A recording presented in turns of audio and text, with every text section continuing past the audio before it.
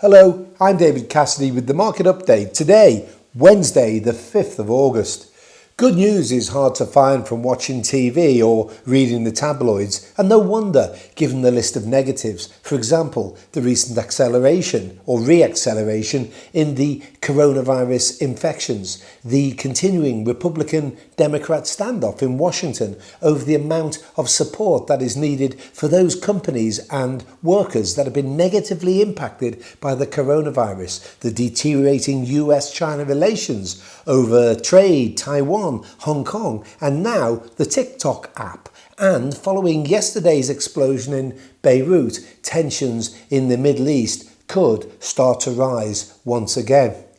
While it is completely understandable that this may not appear to be a great environment for equity markets, these concerns, apart from yesterday's tragedy in Beirut, are already known and reflected in equity prices. Additionally, there are plenty of reasons to be positive. Firstly, the economic picture is still one that is recovering strongly. Secondly, the current Q2, covering April, May and June company reporting season, has not been anywhere near as bad as feared at the start of the coronavirus outbreak and the associated lockdowns. And as a result, future expectations of company profits are being upgraded.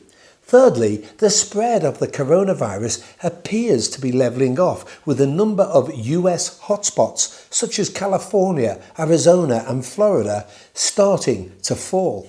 Also, further US fiscal stimulus is likely to come through fairly soon, as neither the Republicans or the Democrats will want to be seen as playing brinkmanship at the expense of hard-hit American workers ahead of presidential elections on the 3rd of November this year.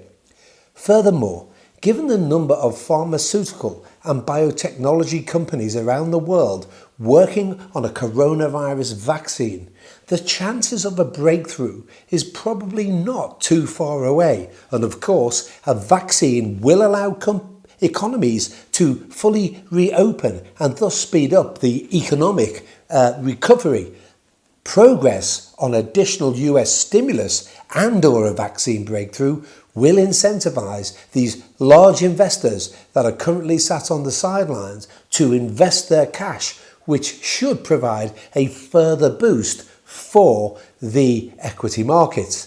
Economic data is thin today, so all eyes are on tomorrow's Bank of England's interest rate meeting and US weekly jobless claims data.